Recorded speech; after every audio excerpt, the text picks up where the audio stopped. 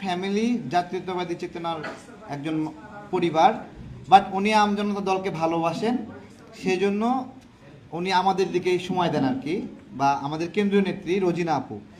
এদিকে আছে আমাদের সাধনা আপু, সাধনা মহাল আপু আমরা বলি। উনি আগে রাষ্ট্র সংস্কার আন্দোলনে ছিলেন, হাসনাত কায়েম ভাইদের সংগঠন। উনি এই গণঅভ্যুত্থানের আগে প্রায় 11টা মামলার আসামি, যার মধ্যে রাষ্ট্রদ্রোহী মামলাও ছিল বা এরকম। তো আমরা মনে করি এই মামলাগুলো ওনার একটা অলংকার, এই মামলাগুলো সম্মানের, এবং ওনার বিপদের সময় এই মামলাগুলো বাদ করার জন্য আমরা সর্বোচ্চ পরিমাণ লড়াই করেছি এবং এখনও লড়াই করে যাচ্ছি। এই সরকারের সময়েও ওনার নামে 3টা ওয়ারেন্ট হয়েছে সেই আগের মামলাগুলোতে। এখানে আছে আমাদের জনি ভাই। জনি ভাইয়ের একটা ছবি আছে বঙ্গবন্ধু শেখ মুজিবুর রহমানের সাথে অনেক আগের। তো সেই ছবির কারণে অনেকে মাঝে মাঝে ট্রোল করে। বেসিক্যালি সে 18 সাল থেকে আমাদের সাথে বিভিন্ন লড়াই সংগ্রামে সম্পৃক্ত। তো এখানে আমাদের আছে দেলোয়ার ভাই, আমাদের সহযোদ্ধা। তিনিও আমাদের সাথে কাজ করছেন। ওনাকে আমরা পাবনার দায়িত্ব দিয়েছি, পাবনা আমাদের আমজনতা দলের সাংগঠনিক কাজে। আবদুল্লাহ ভাই, উনি আমাদের আরেকজন কেন্দ্রীয় নেতা। গণ অধিকারের সময়ে উনি ঢাকা মহানগর দক্ষিণের সভাপতি আহ্বায়ক ছিলেন। এই পাশে আমাদের আরিফ বিল্লাহ ভাই, আগে দপ্তর সম্পাদক ছিলেন, এখন সাংগঠনিক সম্পাদক হিসেবে কাজ করছেন। নজরুল ভাই আমাদের কেন্দ্রীয় নেতা, সিলেট নিয়ে কাজ করছেন। ওইদিকে সোহেল আমিন ভাই 35 আন্দোলনের একজন সংগঠক, ওখানে থাকুক সমস্যা নাই, সবাইকে একটু দেখায় দেয়, আপনি থাকেন এদিকে। 35 আন্দোলনের একজন সংগঠক, 35 চাকরির বয়স করার জন্য যিনি আন্দোলন সংগঠিত করেছিলেন, যে সকল সহযোগিতা তারা করেছিলেন। এবং তারপরে আছে আমাদের অক্ষর ভাই, খুবই মেধাবী এবং তার ইন্টেলেকচুয়াল কাজগুলোর একটা ছাপ আছে আমাদের ডকুমেন্টসগুলোতে। আমাদের মুজাহিদ ভাই, উনি মাঝে মাঝেই বক্তব্য দিয়ে অনেক ভাইরাল হন। ওনাকে আপনারা সামনে অনেক বুদ্ধিভিত্তিক কাজে দেখতে পারবেন। ওনাকে নিয়ে অনেক ট্রোল করে, ওনার চেহারাটা ভাঙ্গা কেন, রিক্সা চালকের মতো দেখায় কেন। আসলে উনি রিক্সাও চালান, মাছও বিক্রি করেন। এবং আমরা ওনাকে কেন্দ্রীয় নেতৃত্ব হিসেবে সম্মানিত করেছি, যে এই ধরনের মানুষ আমাদের অলংকার আমরা মনে করি। ঠিক আছে, সুন্দর গানও গায়। আমাদের এখানে পাশে আছে মনসুর ভাই, তারপরে আমাদের আছে হলো দপ্তর সম্পাদক, একটু আগে আসেন সামান্য, দপ্তর সম্পাদক আবুল কালাম ভাই প্রচুর পরিশ্রম করেন এবং তিনি প্রত্যেকটা দিন অফিসে আসেন এবং আমাদের সাংগঠনিক কাজগুলো বিস্তারে সহযোগিতা করেন। মুস্তফা ভাই আছেন এদিকে, প্রচুর কাজ পাগল মানুষ। আমাদের একজন সফটওয়্যার ইঞ্জিনিয়ার আছেন এবং ওয়ার্ল্ড গ্রেডের, মানে বিশ্বমানের সফটওয়্যার ইঞ্জিনিয়ার আবদুল্লাহ বেগ ভাই, একটু সামনে আগায় আসেন ভাই, হাত তুলেন একটু, ঠিক আছে। এবং আমাদের সিনিয়র সাংগঠনিক সম্পাদক আমাদের অত্যন্ত মেধাবী রুম্মান ভাই, রুম্মান ভাই আছেন এদিকে। আরও সহযোদ্ধা আছে, বগুড়ার সহযোদ্ধা আরেকজন আছে, একটু আগায় আসেন, সবাই একটু দেখুক, ঠিক আছে। তো এখানে আমাদের এই প্রোগ্রামটা আমরা আসলে আজকে অফিস উদ্বোধন আমরা চেয়েছি খুব সাদামাটাভাবে, সিম্পল, সবাইকে ডাকিও নাই আমরা, আমাদের সভাপতিও আজকে উপস্থিত নাই। আমি নাগরিকদের বড় ভাই যারা আছেন আমাদের সংগঠনের না, তারা সামনে বসে আছেন কয়েকজন আমাদের সহযোদ্ধা। এর মধ্যে রিপন ভাই দেশ বাঁচাও মানুষ বাঁচাও আন্দোলনের সহযোদ্ধা, রাজু ভাই গ্রিন পার্টির জুলাই গণ অভ্যুত্থানে আহত সহযোদ্ধা, জাহিদ ভাই এখানে আছেন। হ্যাঁ, তারপরে এইদিকে আমাদের জুলাই গণ অভ্যুত্থানে আরেকজন সহযোদ্ধা আমাদের নাহিদ ভাই আছেন। ওইদিকে আরেকজন বড় ভাই আপনি দাঁড়ান, একজন গার্মেন্টস ব্যবসায়ী আছেন, তিনি আমাদেরকে অনেক কেয়ার করেন, আমাদের মায়া করেন। আমি যখন অনশনে বসছিলাম উনি খুব মায়া নিয়ে আমাকে খোঁজখবর রেখেছিলেন। এবং আরও এখানে আরও সহযোদ্ধারা আছে, সবার নাম বলছি না। আজকে আপনাদের সামনে এমন একটা বয়ান তুলে ধরব, যেই বয়ানটা আপনারা কখনোই কোনো রাজনৈতিক দলে এভাবে জানেননি বলে আমরা আত্মবিশ্বাস রাখি, এবং এটা সম্পূর্ণ ভিন্ন চিন্তা নিয়ে এটা গড়া। তো আমরা মনে করি যে আপনাদেরকে দাওয়াত দিলেও আমরা মনে করি এই তথ্যগুলো পেলে আপনারা লাভবান হবেন, তাই এগুলো বলছি। সবার হাতে লিফলেটটা আছে, লিফলেটের প্রথম পৃষ্ঠায় এটা একটু ধরি আমরা, ঠিক আছে? হ্যাঁ, বসবেন, বসলে ভালো হয়, আর 1-2 মিনিট থাকে। দেশের সার্বভৌমত্বের সংকট বর্ণনায় বলা যায় আমাদের ভূখণ্ড, আমাদের জলসীমা, আকাশসীমা একের পর এক বিদেশি শক্তি দ্বারা আষ্টে পৃষ্ঠে বন্দী হচ্ছে। রাষ্ট্রের নীতি নির্ধারণ বিদেশি শক্তির দ্বারা প্রভাবিত হচ্ছে কি না? হচ্ছে, বিদেশি শক্তির দ্বারা প্রভাবিত হচ্ছে। আচ্ছা, আমরা আমজনতার দল দেশবাসীকে সাথে করে নিয়ে দীর্ঘদিন ভারতের পণ্য বর্জনের আন্দোলন করে আসছি। এটা তো সবাই জানি, আমরা এটা করছি নাকি? জানি তো? একটু আওয়াজ দিন। আচ্ছা, আমরা কি কি নিয়ে কাজ করছি? সীমান্তে নাগরিক হত্যা, অসম চুক্তি, নদীর পানির হিস্সা, রাজনৈতিক অঙ্গনে ভারতের হস্তক্ষেপ, এই বিষয়গুলোর কারণে আমরা ভারতের পণ্য বর্জন আন্দোলন করে আসছিলাম। শুধু তাই না, ফিলিস্তিনি নাগরিক হত্যার পিছনে আমরা শুধু ইসরায়েলকে দেখি, কিন্তু এর পিছনে ভারত আমেরিকার হাত আছে। এটা কি আমরা বিশ্বাস করি? করি তো সবাই। তো এই সমস্ত কারণে আমরা এই আগ্রাসী দেশগুলোর পণ্যগুলো বর্জন করে আসছিলাম। তো আমরা মনে করছি এই পণ্য বর্জন আন্দোলন আমাদের একটা শক্তি, আমাদের ক্রয় ক্ষমতার শক্তি, যে আমি আমার ক্রয় ক্ষমতা দিয়ে ওদেরকে দুর্বল করছি। সেই শক্তিটা এখনও প্রয়োগ করার সময় শেষ হয়ে যায় নাই। অর্থাৎ আমাদের পণ্য বর্জন আন্দোলন এর প্রয়োজনীয়তা শেষ হয়ে যায় নাই বলে আমরা মনে করি, এবং আমাদের এটা প্রত্যেকটা মুহূর্তে কন্টিনিউ করে। একজন আমেরিকান প্রবাসী আমাদের বড় ভাই, উনি হলো মাসুদ খন্দকার ভাই, খন্দকার মাসুদ। উনি বলছেন উনি 15 বছর যাবৎ কোনো ভারতীয় পণ্য কেনেন না, এবং আমেরিকার মাটিতে ভারতীয় পণ্য কেনা কিন্তু অনেকটা বাধ্যতামূলক। তারপরে উনি বেছে বেছে উনি চলেন। আমি আজকে হাত তুলতে বলবো, কারা বিগত 6 মাস কোনো কোক খান নাই? দেখি একটু।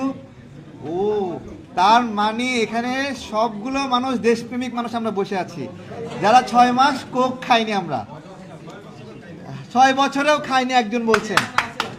তো আচ্ছা, তো এখানে নাগরিকদের সচেতন করার উদ্দেশ্যে আমরা কয়েকটা পয়েন্ট উল্লেখ করেছি। নদীর উপর ভারতীয় আগ্রাসন, ওরা আসলে করে কি? নদী একটা প্রবাহিত হয় না, মাঝখানে বাঁধ দেয়, বাঁধ দিয়ে পানিটা অন্যদিকে একটা নদী বানায় নিয়ে চলে যায়। অর্থাৎ প্রকৃত যে নদী, সেই নদীটা মৃত্যু ঘটায়, আর ওরা একটা নদী বানায় ওদের অন্য এলাকায় চাষাবাদ করে। এই কার্যক্রমে 54 নদীর উপরে 500টা বাঁধ দিয়েছে ভারত। ঠিক আছে, এটা দিয়ে আমাদের এমন একটা ডিজাইনে মানে আমাদেরকে খরায় মারবে, বন্যার সময় চুবাই দেবে। তাহলে কি হবে? এখানে ফসল নষ্ট হবে। ফসল নষ্ট হলে কী হবে? ভারতীয় পেঁয়াজের প্রয়োজন হবে, ভারতীয় চালের প্রয়োজন হবে, তাই না? খুব সহজ হিসাব, তাদের অর্থনৈতিক পলিসি এটা। সীমান্তে নাগরিক হত্যার বিষয়ে ভারত সবচেয়ে ন্যারেটিভ দেয় যে ওইখানে নাকি চোরা কারবারি করতে যাই আমরা, সস্তা একটা ন্যারেটিভ, এই জন্য হত্যা করে। প্রথমত চুরি, মানে চোরকে গুলি করে হত্যার কোনো বিধান আছে? স্মাগলারকে গুলি করে হত্যার বিধান আছে বলেন? চোরা কারবারিকারীকে নাই, বিধান নাই। সীমান্তে আন্তর্জাতিক আইন আছে, যে আইনটা হত্যার আইন না, তারপরেও তারা হত্যা করছে। তারা বলছে যে এখানে ধস্তাধস্তি করতে গিয়ে গুলি লেগে মরে যায়। আমরা একটা পয়েন্ট করেছি, 27 জন শিশুকে হত্যা করেছে ভারতীয় বিএসএফ। বলেন এই শিশুরাও কি বিএসএফের সঙ্গে যুদ্ধ করতে গেছিল? মারছে, কিন্তু ব্যাখ্যা নাই কোনো। এরপরে আমাদের মানবিক করিডোর নামে একটা করিডোর আছে, এটা ইউনুস সরকার দিতে চায়। এইখানে দেখেন আমরা করিডোরের নাম বলেছি, সিরিয়ার ঘৌতা করিডোর, বসনিয়া সার্ভোয়াতে করিডোর, আজারবাইজান আর্মেনিয়ার লাচিন করিডোর। এরকম বেশ কিছু করিডোর আছে, যেগুলো শুরু হয়েছিল কি বলে জানেন? এখানে অনেক যুদ্ধ, শিশু খেতে পারে না, আমাদেরকে একটা করিডোর দাও, আমরা এদিক দিয়ে খাবার পৌঁছাই। ওই খাবার পৌঁছানোর করিডোরটা হয়ে গেছে মিসাইল পৌঁছানোর করিডোর। তারপরে যুদ্ধ হলে কি হয় আমরা সবাই জানি। তো আমাদের এখানে যে মায়ানমার কেন্দ্রিক বার্মা অ্যাক্টের কারণে করিডোর দেওয়ার কথা চলছিল, বলেন তো আমাদের কি কামরায় যে মায়ানমারের সাথে আমরা যুদ্ধে লিপ্ত হব? ভাই, আমরা মানে সেই জান্তার বিরুদ্ধে গিয়ে এই যে আপনার হলো রাখাইনে যে বিদ্রোহীরা আছে ওদেরকে সাপোর্ট দেব? ওরাও তো রোহিঙ্গাদেরকে মারছে। রোহিঙ্গাদেরকে মারার ক্ষেত্রে দুই পক্ষের কেউই কম নাই, তাহলে আমি কার বিরুদ্ধে গিয়ে কাকে সাপোর্ট দেব? আমাদের অহেতুক এই যুদ্ধে আমরা জড়াতে চাই না, এজন্য বলছি আমরা করিডোরটা সমর্থন করি না। ঠিক আছে, এরপরে পিলখানা হত্যা, আবরার ফাহাদ হত্যাকাণ্ড, মোদি বিরোধী আন্দোলনে হত্যাকাণ্ড, শাপলা চত্বর হত্যাকাণ্ড। তারপরে ভারতীয় মুসলিমদেরকে বাংলাদেশে পুশ করে, মুসলমান বিবেচনায় বাঙালি এবং মুসলিম দুটো যদি মিলে যায় তাহলেই তাকে বাংলাদেশে পুশ করা বাধ্যতামূলক, এরকম একটা অবস্থা। এটা আমাদের উপর একটা আগ্রাসন না? ভারত যে এখানে পুশ করে, এটা আমরা আমাদের লিফলেটে উল্লেখ করেছি। আমাদের কয়েকটা কাজ আছে এখানে। ভারতীয় ভারতীয় ভিসা সেন্টারের সামনে আমি এই লিফলেটটা দিতে গেছিলাম, বুঝছেন, এই কথাগুলো বলতে গেছিলাম। ওরা আমার সঙ্গে ধস্তাধস্তি করে আমাকে ধাক্কা দেয়, তো আমি কি ছেড়ে দেবো নাকি, তাই না? এর ফলে সেখানে 7.5 মাস ভারতীয় ভিসা বন্ধ ছিল। ভালো হয়েছে না খারাপ হয়েছে দেশের? ভালো হয়েছে না? আচ্ছা, আমরা একটা ছোট সংগঠন, এই সবগুলো মানুষ অত্যন্ত জিদি। কিসের জন্য জিদ করে বলেন তো? দেশের জন্য। তাদের প্রচণ্ড জিদ, ঠিক আছে। গতকালকে এনসিপির একজন নেতা আমার সাথে টক শোতে বসছিল, সে লাইভে বলছে যে এই আম জনতা দলের সদস্যরা মানে মারাত্মক জিদি, ঠিক আছে। তো আমরা দেশের জন্য এই জিদ অব্যাহত রাখবো কিনা? রাখা দরকার, ঠিক আছে। তো এর ফলেটা কি হয়েছে দেখেন, ভারতে গিয়ে ক্রেডিট কার্ড খরচ করে ব্যয় কমেছে 73.15%। টাকাটা দেশে রয়ে গেছে না?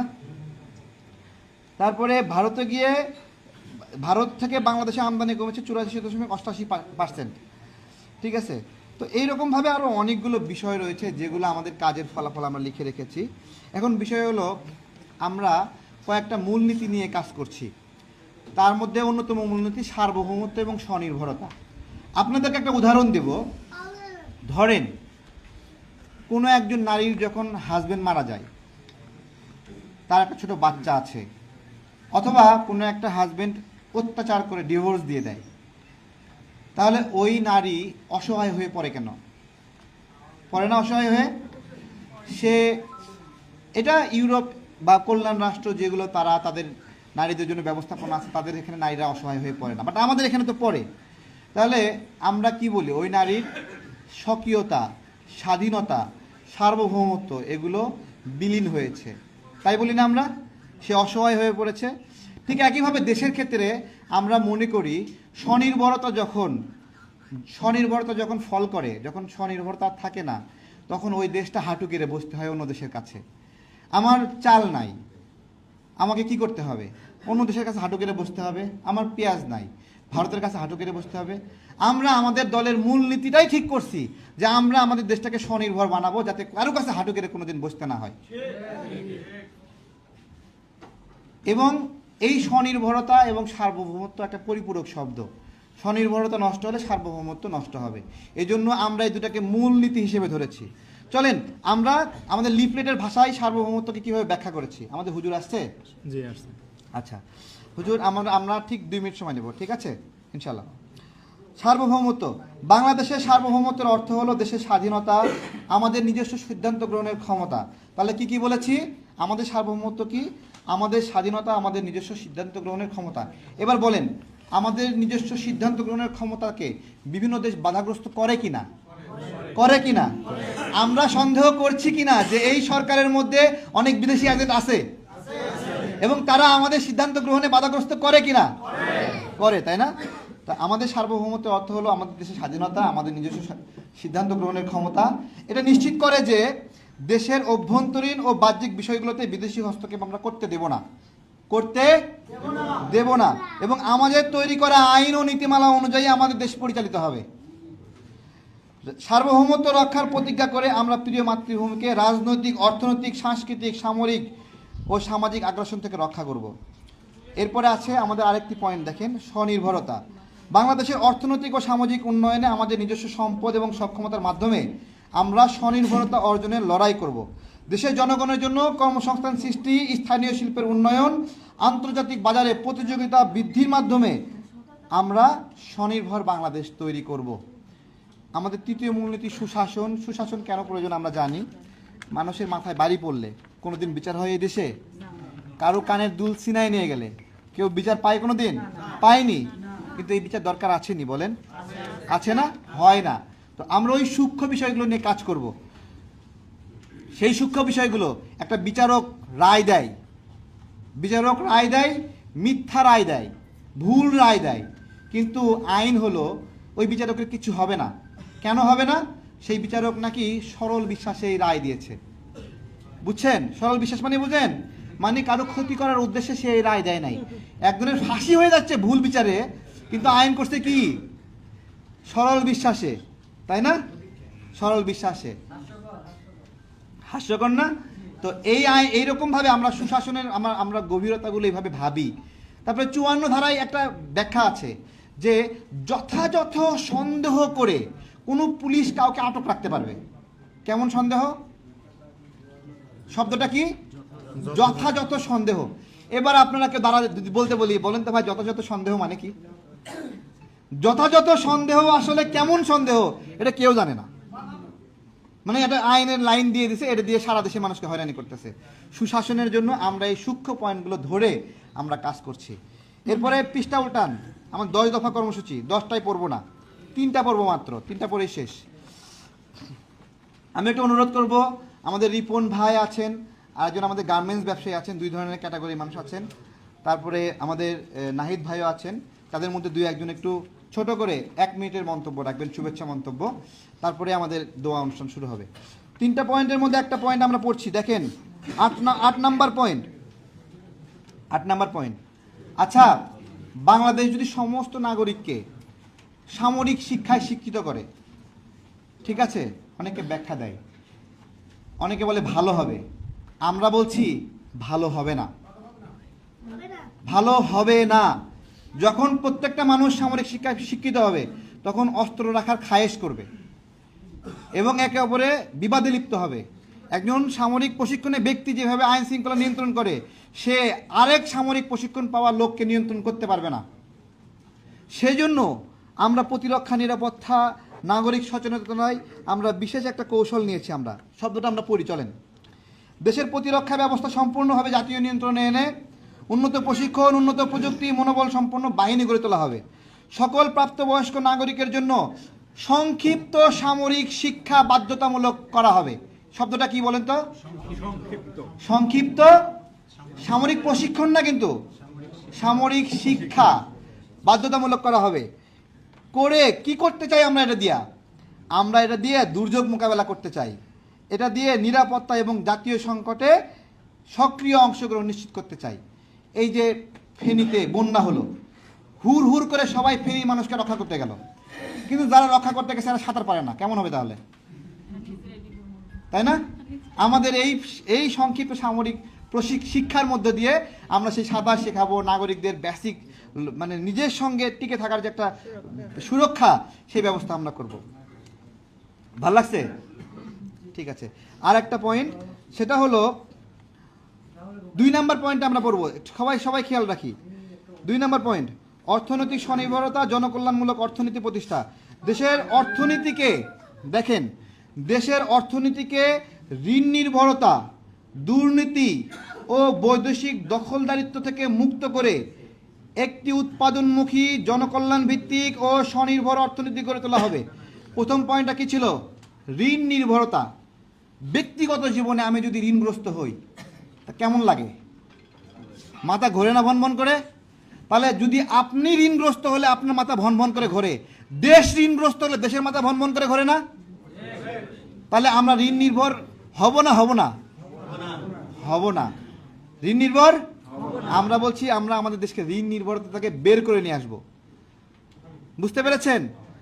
এবং দুর্নীতি ও বৈদেশিক দখলদারিত্ব থেকে মুক্ত করে একটি উৎপাদনমুখী, জনকল্যাণ ভিত্তিক স্বনির্ভর অর্থনীতি গড়ে তোলা হবে। কৃষি, ক্ষুদ্র, মাঝারি শিল্প, তথ্য প্রযুক্তি, সেবা খাতে দেশীয় উদ্যোগ ও উদ্ভাবনকে অগ্রাধিকার দেওয়া হবে। কেমন উদ্যোগ? দেশীয় উদ্যোগ ও উদ্ভাবনকে অগ্রাধিকার দেওয়া হবে। যেই কাজটা আমাদের দেশীয় কারিগররা পারে, সেটাতে আমরা বিদেশিদেরকে নিয়ে আসবো কেন? একটু সুন্দর করে বলে ফিনিশিং সুন্দর তাই বিদেশি আনতে হবে? বলেন, একটু ফিনিশিং খারাপ হলে সমস্যা আছে? আচ্ছা, এরপরে 3 নাম্বার পয়েন্ট দেখবেন, প্রাকৃতিক ও খনিজ সম্পদের মালিকানা জনগণের হাতে। আমাদের সবচেয়ে লড়াইয়ের সেন্ট্রাল কনসেন্ট্রেশন, এটা সবাই খেয়াল করেন। পানি, গ্যাস, কয়লা, তেল, সোনা সহ সকল প্রাকৃতিক সম্পদ, খনিজ সম্পদ জনগণের যৌথ মালিকানায় ঘোষণা করতে হবে। এই শব্দটার ব্যাখ্যা আসলে কিভাবে? আপনার বাড়ির সামনে একটা পুকুর আছে, এই পুকুরটা আপনার। কোনো পথচারী যদি একটা বালতি পানি তুলে আপনার কাছে এসে বলে, এই যে 1 বালতি পানি দিলাম, আমাকে 20 টাকা দাও, আপনি বলবেন না পাগল নি শালা? বলবেন না? আমার পুকুরে পানি আমার কাছে বেচতে আসতে পাগল বলবেন না? তাই না? অথচ কিনলে অ্যাকুয়াফিনা সহ বিভিন্ন বিদেশি কোম্পানি বাংলাদেশে মাটির নিচ থেকে পানি তুলে আমাদের কাছে বিক্রি করে, আমরা কোনোদিন প্রশ্ন করি নাই। আমরা বলছি কি, এই পানির ব্যবসা জনগণের মালিকানায় ফিরে দিতে হবে। এই পানির ব্যবসা দরকার আছে কুমিল্লা থেকে উৎপাদন করে গাজীপুরে নিয়ে যায় বিক্রি করা, কেন গাজীপুরের ব্যবসায়ীরা পানি তুলতে পারবে না? ওরা বোতলজাত করতে পারবে না? মাত্র 10 লাখ টাকা হলে একটা পানির ফ্যাক্টরি দেওয়া যায়। 10 লাখ টাকা হলে প্রত্যেক উপজেলায় এরকম 10টা করে ব্যবসায়ী আছে। আমরা বলছি এগুলো জনগণের মালিকানায়। এবার আসেন পানির ক্ষেত্রে, আপনারা বুঝলেন আমাদের পানি আমরাই তুলবো, ঠিক আছে, তেল গ্যাস তো আমরা পারি না। আপনি জানেন এখানে যেরকম টিউবওয়েল দিয়ে পানি তোলে, যাদের ওখানে তেল গ্যাস আছে তারা নিজে ওই পাইপ একটা খুইলা সেদিক দিয়ে তেল তোলে, তুইলা গ্যালনে করে নিয়ে যায় বিক্রি করে। তা আমরা কেন পারবো না? আমাদের এখানে বসুন্ধরা আছে, স্কয়ার আছে, আকিজ আছে, প্রাণ আছে, অনেক অনেক বড় বড় কোম্পানি আছে। কেন এরা তেল গ্যাস তুলতে পারতো না? এদের কাছে টাকা নাই? এক কোম্পানি না পারে 2 কোম্পানি মিলে পারবে, নাহলে 3টা মিলে পারবে। আমার কথা, বিদেশি company, American company, Canadian company এখানে এসে তেল গ্যাস তুলবে কেন? পাবনায় একটা নিউজ হলো, সেই নিউজে কি নিউজ হলো যে পাবনা নাকি গ্যাসের উপর ভাসতেছে। খুব ভালো কথা, নিউজ হলো, আমরা খুশি হলাম, যাক আগামী 20-30 বছর আমরা গ্যাস আমরা চলতে পারবো। ওমা 3 দিন পরে বিদেশি কোম্পানিগুলো যায় বলতেছে এখানে কোনো গ্যাস নাই, গ্যাসের উপর ভাসে আবার গ্যাস নাই। পরবর্তীতে শুনতে পারলাম ওইখান থেকে 120 কিলোমিটারের মধ্যে ভারতের একটা গ্যাস ফিল্ড আছে, সেই গ্যাস ফিল্ডের লোকেরা বিদেশি কোম্পানিগুলোকে কনভিন্স করে ফেলছে যে পাবনা থেকে গ্যাস তুললে তাদের ওখানে গ্যাস কমে যাবে। চিন্তা করতে পারেন? তাহলে আমরা কেন বিদেশিদের হাতে গ্যাস তেল দিতে চাই না? আপনারা বুঝতে পারছেন? আমরা বলছি পানি, গ্যাস, কয়লা, তেল সহ প্রাকৃতিক সম্পদগুলো জনগণের যৌথ মালিকানায় ঘোষণা করতে হবে। এসব সম্পদ ব্যবস্থাপনার মাধ্যমে অর্জিত রাজস্ব জনগণের মৌলিক কল্যাণে ব্যয় করতে হবে এবং এই খাতে বিদেশি কোম্পানির একচেটিয়া দখল ও লুটপাট প্রতিহত করা হবে। তো এগুলো আমাদের আলোচনা এবং গবেষণার বিষয়বস্তু। আরও অনেক বিষয় আছে, আজকে আর বলছি না, খুব সংক্ষিপ্তভাবে আজকে আমাদের এই আমজনতা দলের সেশনটা শেষ করছি। আপনাদের প্যারা দিয়েছি, বেশি ক্ষতি করলাম? বিরক্ত হয়েছেন? আমি এই পাশ থেকে আমাদের গার্মেন্টস ব্যবসায়ী বড় ভাইয়ের অনুরোধ করব, তিনি খুব সংক্ষিপ্ত একটু মতামত রাখবেন, খুব ছোট করে। সবাই থাকেন, সবাই যে যার জায়গায় থাকেন। আসসালামু আলাইকুম। সত্যি কথা বলতে গেলে কি, কোনো কিছু বলার আগে নিশ্চয়ই পরিচয় দেওয়া ভালো। আমার নাম নাসির উদ্দিন, মোহাম্মদ নাসির উদ্দিন, ডাক্তার নাসির। আমার home district Patuakhali, that is Mirzaganj আমার উপজেলা, জেলা আমার পটুয়াখালী। ঢাকাতে আমি থাকি বারিধারা উত্তর। আমার ছোট একটা গার্মেন্টস ব্যবসা আছে, সেটা উত্তরা কামারপাড়াতে। তো আমি আসলে কোনো রাজনীতির সাথে ইনভলভ না। আমাদের যে আমরা বলি গণঅভ্যুত্থানের মাধ্যমে যে দেশ নতুনভাবে স্বাধীন হলো, তো তার এক যোদ্ধা আপনারা সবাই চিনেন, জানেন, তারেক সাহেব। তো আমি তার গত প্রায় 1 বছর তার কথাগুলি ফলো করি। আমার কাছে মনে হচ্ছে এই যে আন্দোলনে যারা তার মতো আরও যোদ্ধা আছে, যারা সময় দিছে, যারা দেশ নিয়ে অনেক ভাবছে, কিন্তু এই মুহূর্তে একদম সত্যি কথা যেগুলি দেশের পক্ষে বলা উচিত সেটা একমাত্র তারেক সাহেব বলতেছে। এইটার কারণে আমি তারেক ভাইয়ের প্রতি আমি খুবই দুর্বল। তো আমি যেহেতু কোনো রাজনীতি করি না, আমার মনে হয় কোনো রাজনীতি মঞ্চে this is the first time I am talking something. তো এটা আমার এত ভালো লাগে, সে যে কিছু কথা, যেমন কিছুদিন আগে আমাদের বন্দর বিদেশিদের হাতে বর্তমান গভর্নমেন্ট বা ডক্টর ইউনূস সাহেব তুলে দিয়েছেন, এবং উনি বোধহয় 2-3 দিন আগে অনলাইনে আমি তার একটা কথা শুনলাম যে উনি আজীবন যতদিন বেঁচে থাকবেন ওইটার কমিশন পাবেন। ব্যাপারটা কিন্তু আসলে সত্যি। বাংলাদেশে বুয়েট থেকে যে সমস্ত ইঞ্জিনিয়ার প্রতি বছর বের হয়, তারা সারা ওয়ার্ল্ডে বড় সড়ো দায়িত্ব নিয়ে কাজ করেন, বিশ্বের বড় কাজ করেন। সেখানে আমাদের পোর্ট আমরা কেন হ্যান্ডেল করতে পারবো না? That is the very simple thing. আমাদের বাংলাদেশে এত স্মার্ট, এত এক্সপার্ট লোকজন আছে, এটা কোনো অসম্ভব জিনিসই না, কিন্তু সেটা বিদেশিদের হাতে তুলে দিতে হবে। রেজাল্ট কি?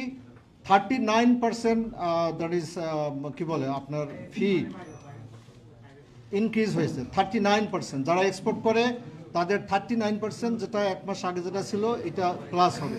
তো এইরকম বাংলাদেশ এখন একটা এলোমেলোর মধ্যে দিয়ে যাচ্ছে, যে কমিটমেন্টে এই জুলাই যোদ্ধারা বা সবাই, আমরা বলবো সত্যি কথা বলতে গেলে যারা আওয়ামী লীগ করতো, যারা আওয়ামী লীগ করেন তারাও তো ক্ষিপ্ত হয়ে গেছিলেন এই ফেসিবাদ শেখ হাসিনার উপরে। এটা যা কিছু সংখ্যক লোকজন দাবি করে যে তারা এটা যুদ্ধ করছে, তারা দেশটাকে নতুনভাবে স্বাধীন করছে, কিন্তু আসলে সত্যি কথা বাংলাদেশের অলমোস্ট একদম যাদের রক্তে আওয়ামী লীগ আছে এই গুটি কয়েক লোক ছাড়া সমস্ত লোক একত্র হয়েছিল যে শেখ হাসিনা ক্ষমতা থেকে বেরোক। এইটা আসল সত্যি কথা। আমি আমার কথা বেশি বাড়াবো না। আমি সত্যি কথা বলতে গেলে এই মুহূর্তে আমি ফলো করেছি যে only one mister Tarek he is talking the very right, এবং সে দেশের জন্য চিন্তা করে। আর একটা লাস্ট কথা বলবো, যেটা হলো তারই যে সহযোদ্ধা যারা এখন ক্ষমতা আছেন, মন্ত্রী পদমর্যাদা আছেন, তাদের যে দুর্নীতির কথা শোনা যাচ্ছে বা তারা কিছু করে না। দেখি 2000, 4000, 5000 টাকা দামের জুতা পরে, আমরা পত্রিকায় দেখতেছি যে 20,000 টাকা দামের ঘড়ি পরে। ওনাদের কিন্তু বেতন 60,000 টাকা, 70,000 টাকা। তো তারা নিশ্চয়ই কিছু না তো কিছু করে। আমি ডক্টর জাহিদ, বোধহয় আপনারা সবাই চিনেন, টকশোতে আসে, সে সেদিন বলতেছিল তারা কি একমাত্র নেতা যে সে কিছু করে, ব্যবসা করে সে রাজনীতি করে, সে নিজে উপার্জন করে এখানে পয়সা দেয়। আমি এই কারণে তার প্রতি খুবই দুর্বল, এবং যদি তার কি বলে কমিটি প্লাস মিস্টার তারেক যদি আমাকে অ্যালাউ করে, really I am very much interested to work with mister Tarek. আর আমরা সবাই তার জন্য দোয়া করি। তো আমি আপনাদের আর বিরক্ত করবো না। আমার আসলে স্পিচ দেওয়ার অভ্যাস নাই, বিকজ আমরা গার্মেন্টসের লোক। আমরা লোকদেরকে বলি বেটা কর, কালকে শিপমেন্ট যাবে, করতে হবে, এর বাইরে কোনো কথা নাই। আসলে স্পিচ দিতে জানি না, দিতে হয়ে যাবে। সবাইকে অনেক অনেক ধন্যবাদ, দোয়া করবেন। আমরা সবাই তারেকের জন্য দোয়া করব। তারেক সাহেব যেরকম এখন সত্য কথা বলে এরকম সত্য কথা বলবে, এবং তার সাথে তার কমিটিতে যারা থাকবেন, শুধু তারাই না, তার দলে যারা যুক্ত হবেন সবাই দেশের স্বার্থে কথা বলবে, দেশ নিয়ে ভাবনা করবে। এবং সবচেয়ে আমাদের বাংলাদেশে সবচেয়ে খারাপ যেটা, সে দুর্নীতি। আমরা এই দুর্নীতি চাই না, আমরা দুর্নীতিমুক্ত বাংলাদেশ চাই। খোদা হাফেজ, আসসালামু আলাইকুম।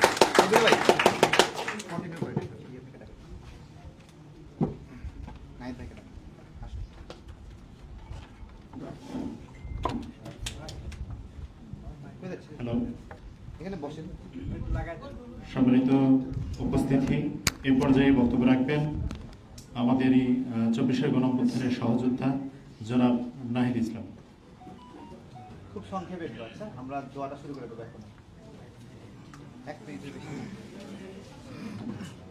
আসসালামু আলাইকুম। গত কিছুদিন আগে তারেক ভাইয়ের সাথে যখন আমার দেখা হলো, উনি বলল যে নাহিদ ভাই, আমরা আম জনতা দলের পক্ষ থেকে আমরা একটা রাজনৈতিক রিসোর্স সেন্টারের মতো করব। আমি খুবই অবাক হলাম যে বাংলাদেশে প্রথম, আমার মনে হয় আপনারা শুনেছেন কিনা, যে কোনো রাজনৈতিক দল রাজনৈতিক রিসোর্স সেন্টার করার কথা চিন্তা করে। তো গত বছর থেকে এ পর্যন্ত আম জনতা দলের যখন শুরু হয়, আজকে পার্মানেন্ট অফিস শুরু হয়ে গেল। সেজন্য আম জনতা দলের প্রত্যেক সদস্য এবং যারা সমর্থক আছেন প্রত্যেককে ধন্যবাদ। আজকে আমি এখানে আসতে পারেও ধন্যবাদ। আর আরেকটা বিষয় হচ্ছে যে আম জনতা দল বর্তমান সময়ের এমন একটা দল যে ফ্যাসিস্টের আমলে আপনারা দেখেছেন যখন হাসিনার বিরুদ্ধে কথা বলতে যাওয়া বা কণ্ঠ সুর তোলা, সেটা যেমন খুবই কষ্টের ছিল এবং তার পরিণতি কী হতো। তো বর্তমান সময়ে এসে আম জনতা দল যেটা করছে, যে ফ্যাসিস্টের আমলেও তখন ফ্যাসিস্টের বিরুদ্ধে বলতে হয়েছে, এবং বর্তমান সময়ে এসে যে এই সরকারের যে দ্বৈত নীতি, যে বৈদেশিক নীতি, এই বৈদেশিক নীতির বিরুদ্ধে বলতে হচ্ছে। এইটা বলার জন্য যে শক্তি দরকার, যে সৎ সাহস দরকার, সেটা একমাত্র বাংলাদেশে বর্তমান সময় আম জনতা দলের ভিতরেই দেখা যাচ্ছে। তো আম জনতা দলের কতগুলো নীতি আছে, যে নীতিগুলো আসলেই একটি দেশকে পূর্ণ গঠনের জন্য বলবো না, যে পূর্ণ গঠনের জন্য আসলে যা যা দরকার এই নীতিগুলো প্রয়োজন। তো তার ভিতরে আমি আম জনতা দলের তারেক ভাইকে বলবো যে বর্তমান সময়ে ডক্টর ইউনূস সাহেব বা এই যে সরকারের যে অবস্থান, সে অবস্থানে আমরা দেখলাম যে আসলে বৈদেশিক শাসনকে অনুকরণ করা ওনাদের বেশি একটা চর্চা। আমাদেরকে এই চর্চা থেকে বেরিয়ে আসতে হবে, এবং যে কোনো একটা দেশ তখনই আগায় যখন তথ্য নির্ভরতায়, তথ্য রিসোর্সে সে বেশি এগিয়ে যায়। তো আম জনতা দলকে বলবো যে তথ্যভিত্তিক বাংলাদেশকে এগিয়ে নেওয়ার জন্য ওনার চিন্তাধারাকে যেন আরও গতিশীল করে। আজকে যারা এখানে এসেছেন সকলকে ধন্যবাদ। আসসালামু আলাইকুম। সর্বশেষ অসংখ্য ধন্যবাদ। এ পর্যায়ে বক্তব্য রাখবেন জনাব কে এম রকিবুল ইসলাম রিপন, দেশ বাঁচাও মানুষ বাঁচাও আন্দোলনে সম্মানিত সভাপতি।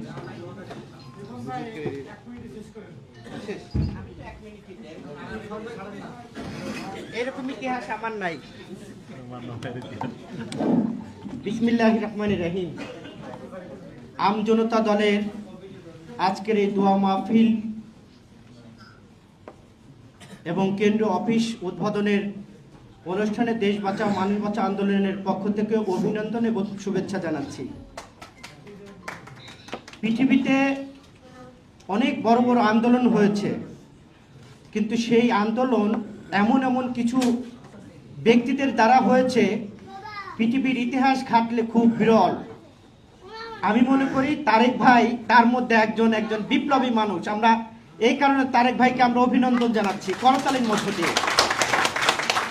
তারেক ভাই কয়েকদিন আগে অনশন করলেন, সুস্থভাবে আমাদের মাঝে ফিরে আসছেন। আল্লাহর কাছে ফরিয়াদ করি। আমি যে কথাটি বলে শেষ করতে চাই, আমরা এখানে যারা আছি, আমি ব্যক্তিগতভাবে একাধিকবার কারাগারে গিয়েছি, একাধিক মামলার আসামি হয়েছি, কিন্তু শেখ হাসিনার চোখ রাঙানি এবং ভারতের চোখ রাঙানোকে উপেক্ষা করে ভারতীয় আধিপত্যের বিরুদ্ধে আমরা লড়াই করেছি। সত্য কিনা মিথ্যা? কিন্তু আমি আজকে অবাক হচ্ছি যে ডক্টর ইনুজ, আমরা ভেবেছিলাম যে শেখ হাসিনা ক্ষমতার জন্য ভারতকে সব কিছু দিয়েছে মাজা ব্যাখ্যা করে, কিন্তু ভেবেছিলাম ডক্টর ইনুজ মাজা সোজা করে দেশের সার্বভৌমত্ব রক্ষা করবে, কিন্তু ডক্টর ইনুজও ব্যর্থ হয়েছেন। আমাদের এখন আমরা যারা নতুন প্রজন্মের রাজনৈতিক কর্মী, আমাদের ঐক্যবদ্ধ হওয়ার সময় এবং দেশের নেতৃত্ব নেওয়ার সময়। কারণ আমরা ভোগ করতে আসিনি, আমরা ত্যাগ করতে এসেছি।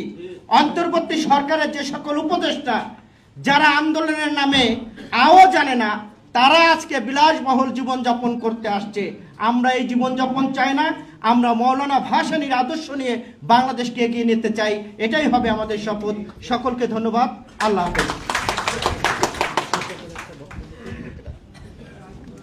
প্রিয় বাংলাদেশের নাগরিকবৃন্দ, আজকে আমজনতার দলের স্থায়ী কার্যালয় উদ্বোধন উপলক্ষে আপনারা সকলে এখানে সমবেত হয়েছেন। সকলকেই আমজনতার দলের তরফ থেকে অসংখ্য অগণিত ধন্যবাদ জানাই।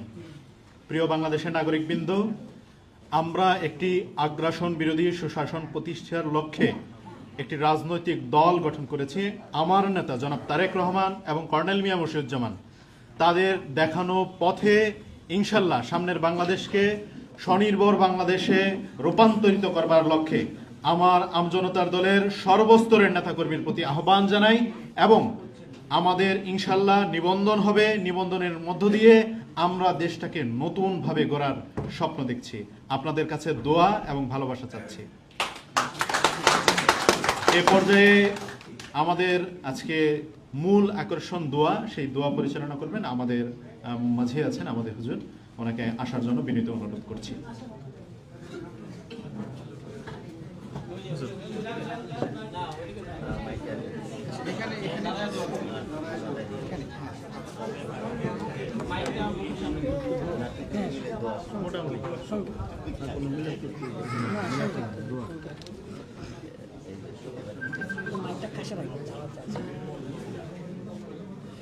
أعوذ بالله من الشيطان الرجيم. بسم الله الرحمن الرحيم. الحمد لله رب العالمين الرحمن الرحيم مالك يوم الدين. إياك نعبد وإياك نستعين. اهدنا الصراط المستقيم صراط الذين أنعمت عليهم غير المغضوب عليهم ولا الضالين. آمين. بسم الله الرحمن الرحيم. قل أعوذ برب الناس ملك الناس إله الناس من شر الوسواس الخناس الذي يوسوس في صدور الناس من الجنة والناس. لا إله إلا الله والله أكبر ولله الحمد. بسم الله الرحمن الرحيم. قل أعوذ برب الفلق من شر ما خلق ومن شر غاسق إذا وقب ومن شر النفاثات في العقد ومن شر حاسد إذا حسد. لا إله إلا الله والله أكبر ولله الحمد. بسم الله الرحمن الرحيم. قل هو الله أحد الله الصمد لم يلد ولم يولد ولم يكن له كفوا أحد لا إله إلا الله الله أكبر ولله الحمد ما كان محمد نبا أحد من رجالكم ولكن رسول الله وخاتم النبي وكان الله بكل شيء عليما إن الله ملائكته يصلون على النبي يا أيها الذين آمنوا صلوا عليه وسلموا تسليما اللهم صل على سيدنا مولانا محمد وعلى آل سيدنا مولانا محمد اللهم صل على سيدنا مولانا محمد وعلى آل سيدنا مولانا محمد تالي القرآن فسند پیش خدا حور گل من لا جرم بحر اسپدا اللهم صل على سيدنا مولانا محمد وعلى آل سيدنا مولانا محمد يا صاحب الجمال ويا سيد البشر من وجهك المنير لقد نبر القمر لا يمكن الثناء كما كان حقه بعد الخدا بزرگی توی قصہ مختصر یا نبی سلام علیکہ یا رسول سلام علیکہ یا حبیب سلام علیکہ صلوات اللہ علیکہ طلع البدر علینا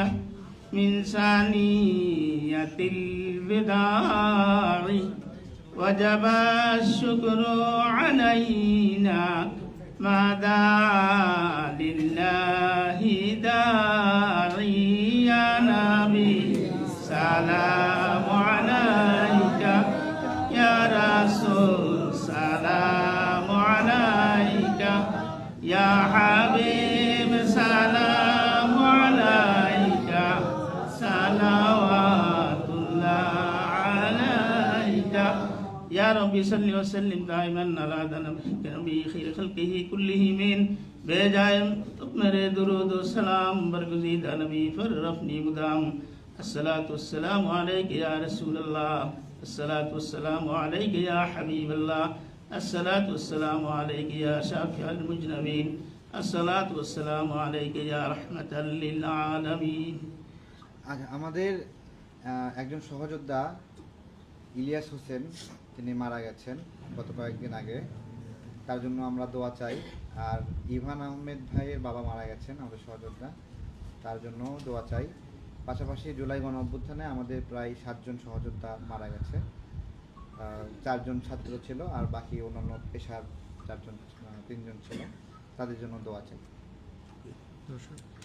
اللهم آمين ربنا ظلمنا أنفسنا وإن لم تغفر لنا وترحمنا لنكونن من الخاسرين ربنا لا تزغ قلوبنا بعد إذ هديتنا وهب لنا من لدنك رحمة إنك أنت الوهاب رب اجعلني مقيم الصلاة ومن ذريتي ربنا وتقبل دعاء ربنا اغفر لي ولوالدي وللمؤمنين يوم يقوم الحساب اللهم إني أسألك إيمانا كاملا ويقينا صادقا ورزقا واسعا وقلبا خاشعا ولسانا ذاكرا وحلالا طيبا وتوبة نصوحا وتوبة قبل الموت وراحة عند الموت ومغفرة وراحة بعد الموت والعفو عند الحساب والفوز بالجنة والنجاة من النار برحمتك يا عزيز يا غفار ربي زدني علما وألحقني بالصالحين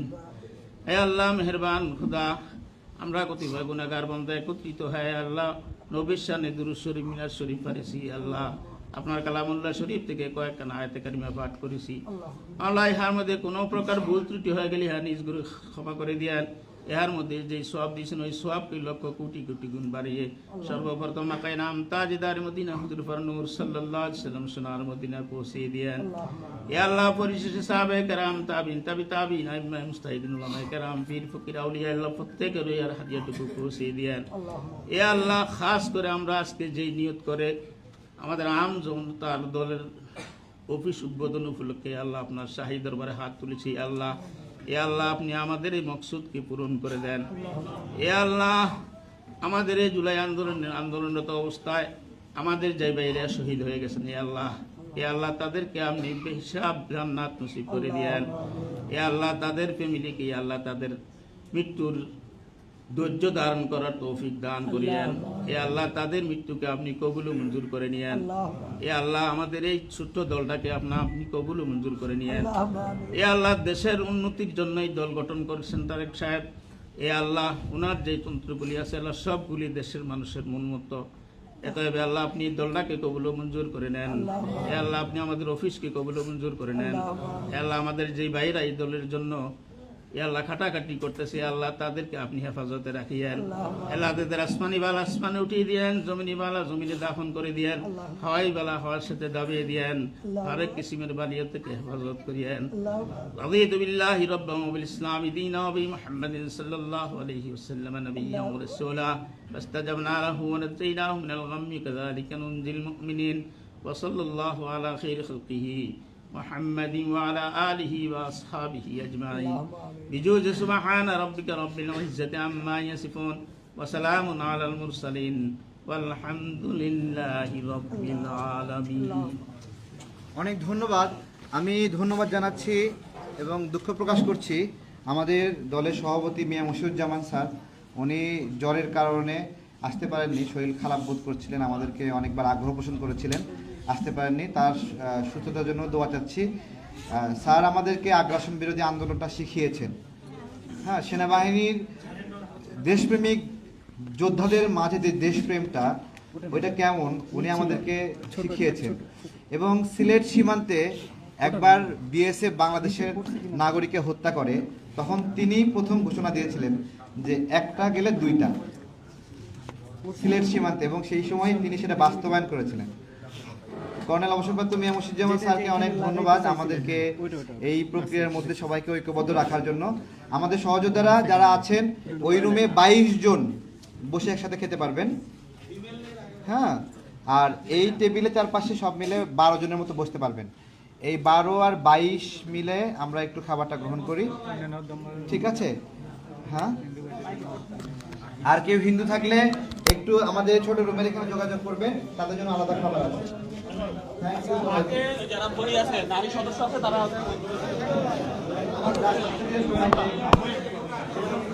এটাকে নিয়ে একটু ঘিরে বসে আমাদের পুরোটা এখানে